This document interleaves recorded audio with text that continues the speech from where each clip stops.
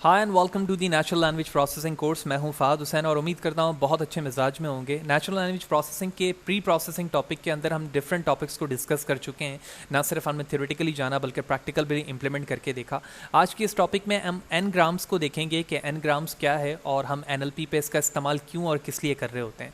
लिहाजा वीडियो को further start करने से पहले मैं बताता चलूँ कि इससे रिलेटेड प्रीवियसली जितनी वीडियो हैं वो मेरे यूट्यूब चैनल पर मौजूद हैं। आप फ़ाहद हुसैन CS से यूट्यूब पर सर्च करने के बाद मेरे यूट्यूब चैनल पर आ सकते हो और इसके प्लेलिस्ट पर क्लिक करने के बाद वो तमाम वीडियोस जो कि डिफरेंट डिसिप्लिन की मौजूद हैं आप यहां पर विद ईज इन्हें वॉच कर सकते हैं। लिहाजा अगर आप मेरे यूट्यूब चैनल पर नए और चैनल को सब्सक्राइब नहीं किया तो चैनल को जरूर सब्सक्राइब करें ताकि अपकमिंग वीडियोस के हवाले से आपको बर वक्त जानकारी मिले। साथ ही साथ जो भी कंटेंट रिलेटेड मटेरियल है विद मीन प्रेजेंटेशन स्लाइड या फिर कोड वो मेरे ब्लॉग पर मौजूद है fahadhusaincs.blogspot.com। इस पर आने के बाद यहाँ पर आप देख रहे हैं टॉप पर ही NLP डीप NLP का टैब मौजूद है। इस पर आप क्लिक करोगे। क्लिक करने के बाद यहाँ पर तमाम कोड आपको विद ईज मिल जाएंगे। आप क्लिक करके वो वॉच करके डाउनलोड करके तमाम चीज़ें देख सकते हैं। लिहाजा सबसे पहले हम अपने प्रेजेंटेशन स्लाइड पर चलते हैं और समझते हैं कि एक्चुअली एन ग्राम्स क्या है। तो स्लाइड पे बताया जा रहा है कि n grams of text are extensively use in text mining and natural language processing task. तो इनका इस्तेमाल जो है एन ग्राम्स का वो टेक्स्ट माइनिंग या फिर नेचुरल लैंग्वेज प्रोसेसिंग के अंदर उसके टास्क को परफॉर्म करने के लिए होता है। So what are they? They are basically a set of the co-occurring words within a given window, and with computing the n-grams, you typically move one word forward, although you can move x word forward in more advanced scenarios. तो जो words के set हैं जो co-occurrings के साथ एक साथ मौजूद हैं उनको compute करने के लिए हम n-grams का इस्तेमाल करते हैं जिसमें statistical concept भी मौजूद है। फॉर एग्जाम्पल हमारे पास एक सेंटेंस है the quick brown fox jump over the lazy dogs. अगर आप इसमें ग्राम की वैल्यू 1 रखते हैं तो इसका मतलब ये हुआ कि आपके रॉ डेटा या टेक्स्ट डेटा में जितने वर्ड की क्वांटिटी है वो एज लाइक टोकन ब्रेक होने के बाद आपको दिखना शुरू हो जाएगी, जिस तरह से आप इस स्लाइड पर एग्जाम्पल 1 पर देख रहे हैं। दिस वन, तो जितने वर्ड्स थे वो तमाम ब्रेक हो गए। इसी तरह एन ग्राम की वैल्यू जब आपने 2 रखी तो आप यहां पर देख रहे हो कि तमाम वर्ड्स की जो क्वांटिटी है वो पेयरिंग 2 में हो गई, जो कि सेट ऑफ द को ऑकरिंग वर्ड्स के फॉर्म पर यहां पर शो होना शुरू हो गया। एंड सो ऑन, जब आपने एन की वैल्यू 3 रखी तो इस तरह से फॉर्म हो गया 4, 5 एंड सो ऑन। इस तरह से एन वैल्यू तक की ग्राम्स की वैल्यू चल सकती है। सेकेंड डेफिनेशन पे बताया जा रहा है कि contiguous sequence of the n gram item from a given sample text. Contiguous which mean जो मिले हुए होते हैं, मोहल्लिक एक साथ वर्ड जो होते हैं उनका सीक्वेंस एन ग्राम के फॉर्म पर आपके टेक्स्ट डेटा को में शो करने को हम एन ग्राम्स इन NLP कहते हैं। तो यहाँ पर सैम्पल्स के साथ हमें ये चीज़ समझ में आ गई। अब सवाल ये होता है कि हम इनका इस्तेमाल क्यों कर रहे हैं और साथ ही साथ हमें अपने रॉ डेटा या सेंटेंस में एन ग्राम की वैल्यूज़ को मालूम करते वक्त हमें ये कैसे पता चलेगा कि कितने नंबर ऑफ दी सेंटेंसेज आएंगे। फॉर एग्जांपल आप एग्जांपल 2 पे जब यहाँ पर देख रहे हो कि एग्जांपल 2 पे हमें कितने नंबर ऑफ सेंटेंसेज मिल रहे हैं, 3 पे कितने मिल रहे हैं, 4 पे कितने मिल रहे हैं, वो कैसे आएगा। तो इसका एक सिंपल फार्मूला है, ठीक है। ये फार्मूला ये कहता है कि जिस सेंटेंस का आप एन ग्राम मालूम करना चाह रहे हैं उसमें आपके पास जो रॉ डेटा है विच मीन एक्स, ये रॉ डेटा की क्वांटिटी को रिप्रेजेंट करेगा, ठीक है। फॉर एग्जाम्पल हमारे पास एक ऐसा डॉक्यूमेंट है रॉ डेटा जिसमें 100 वर्ड्स हैं, तो आप यहाँ पर एक्स की वैल्यू 100 लिखेंगे। कितने एन ग्राम में कन्वर्ट करना चाह रहे हैं उनकी वैल्यूज़, और बाकी जो -1 है वो कांस्टेंट है। तो इस वक्त जो हमारे पास सेंटेंस मौजूद है the quick brown fox jump over the lazy dog, तो इसमें अगर आप काउंट करें 1 2 3 4 5 6 7 8 9, तो 9 वर्ड्स इसमें मौजूद हैं। तो एक्स की जगह मैं यहाँ पर लिख दूंगा 9 माइनस एन।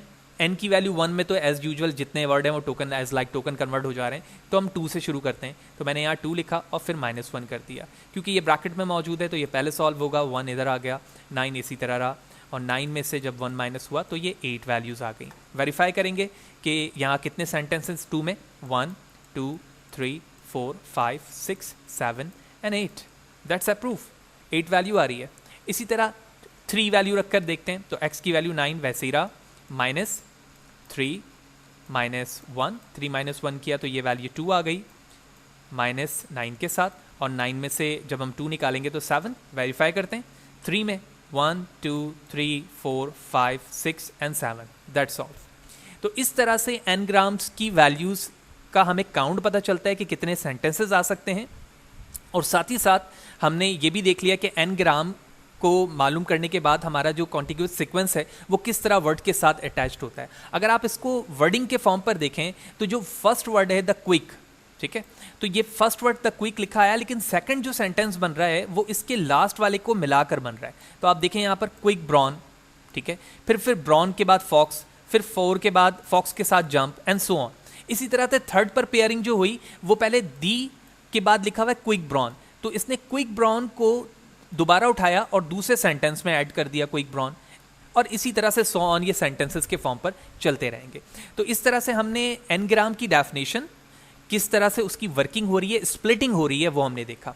तो हम इस कोड को यहाँ पर इस्तेमाल करेंगे कोलैब पर, और इस फंक्शन को इस्तेमाल करते हुए हम देखेंगे कि हम अपने सेंटेंस को या अपने रॉ डेटा को किस तरह से रेगुलर एक्सप्रेशन के फॉर्म पर स्प्लिट करके टोकनाइज फॉर्म पर according to the number of your inputs data, यहाँ टेक्स्ट जो है वो इनपुट स्ट्रिंग है और n वो एनग्राम्स की वैल्यू है जिसमें आप इसका इस्तेमाल करना चाहते हैं।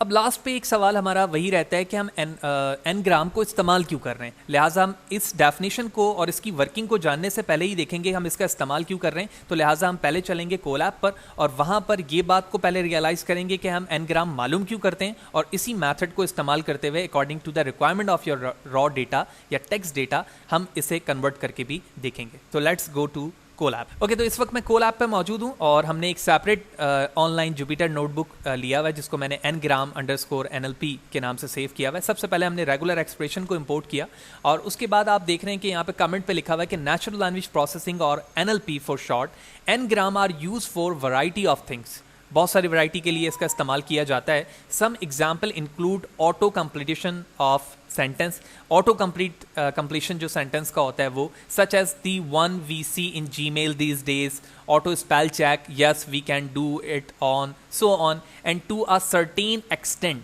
We can check for grammar in the sentence etcetera. तो इन तमाम चीज़ों के लिए एग्जाम्पल में हमने ngram को देखा कि ngram का इस्तेमाल इन एग्जाम्पल में नेचुरल लैंग्वेज प्रोसेसिंग में हो सकता है। जिस तरह से हमारे पास जो कमेंट्स आते हैं यूट्यूब पे उसमें ऑटो सजेशन का ऑप्शन होता है, Gmail पर होता है, auto check spelling natural language में एक बहुत बड़ा किरदार अदा करती है, और साथ ही साथ जो ग्रामर सेंटेंसेस की चेकिंग होती है उनमें ngrams का इस्तेमाल किया जाता है, जो कि ऑटो कंप्लीट के तौर पर सेंटेंस को ब्रेक करता है और उसके स्ट्रेंथ को जानता है। ठीक है, सेंटेंस में कौन सी इंपॉर्टेंट चीज़ है जिसके बेस पर रिप्लाई बन सकता है। तो हमने एज यूजुअल जिस मेथड की मैंने हवाले से बात की थी उसी मेथड को मैंने यहाँ पर इस्तेमाल किया हुआ है। ngram मेरे मेथड का नाम है और ये टेक्स्ट हमारा इनपुट डेटा होगा और ये n number of the grams होंगे। वेरिएबल टोकन को इस्तेमाल करते हुए मैंने रेगुलर एक्सप्रेशन से अपने टेक्स्ट को स्प्लिट किया और ngram एक लिस्ट बनाई एम्प्टी। उसके बाद कलेक्शन ऑफ ngram को कलेक्ट करने के लिए फॉर का लूप बनाया और उसकी iteration length of the tokens चलेगी, जबकि n-1 वही फॉर्मूले का है जिसके जरिए से हमें नंबर ऑफ दी सेंटेंसेस का पता चल रहा था। उसके बाद मैंने नेस्टेड के अंदर फॉर लूप का इस्तेमाल किया जो कि रेंज की वैल्यू को अपेंड करेगा और ngrams लिस्ट के अंदर एक एक वैल्यू को टेम्प्ट के रिस्पेक्ट से, जो नेस्टेड है उसके रिस्पेक्ट से ये एक एक करके कंटेन करता जाएगा। जब तमाम वैल्यू लिस्ट में आ जाएगी उसी ngram को ये रिटर्न करा देगा। तो जब मैंने अपने इस मेथड को एग्जीक्यूट किया तो एग्जीक्यूट करने के बाद हमारे पास एक सेंटेंस है जिसको मैंने text1 के वेरिएबल से सेव किया है। बिल्कुल वही एग्जाम्पल है जो क्विक ब्राउन फॉक्स जो स्लाइड पे मौजूद थी। उसको एग्जीक्यूट करने के बाद मैंने अपने ngram मेथड को कॉल किया और आप देख रहे हैं यहाँ पर हमने n की वैल्यू 1 रखी है स्ट्रिंग के साथ। तो हमारा बिल्कुल वैसे ही तमाम टेक्स्ट एज लाइक टोकन आ चुका है। फिर मैंने n की वैल्यू 2 रखी तो 2 पर आ गई, इसी तरह 3 पे रखी है n 3 पर आ गई, एंड सो ऑन। इस तरह से ये तमाम चीज़ें चलती रहेंगी। तो होपफुली ये बात आपको क्लियर होगी कि एक्चुअली ngram क्या है, बेसिक डेफिनेशन क्या है, क्यों इस्तेमाल करते हैं, किस तरह से मालूम कर सकते हैं, और basic number of the sentences का हमें फॉर्मूले के रिस्पेक्ट से जो मैंने स्लाइड पे करके दिखाया था कैसे मालूम कर सकते हैं। तो कोई भी सवाल है, अगर कोई चीज़ समझ में नहीं आई है तो कमेंट सेक्शन पे ज़रूर पूछें। कोशिश करूंगा मैं इस हवाले से आपको बर वक्त जवाब दे सकूं। वीडियो अच्छी लगी हो तो लाइक करें, ज़्यादा से ज़्यादा लोगों को शेयर करें, और अगर मेरे चैनल को सब्सक्राइब नहीं किया तो चैनल को ज़रूर सब्सक्राइब करें ताकि अपकमिंग वीडियोज़ के हवाले से आपको बर वक्त जानकारी मिलती रहे। यूँ ही जुड़े रहें हमारे साथ और नए और लेटेस्ट टेक्नोलॉजी से रिलेटेड चीज़ें आपको यहाँ से सीखने मिलती रहेगी। Thank you.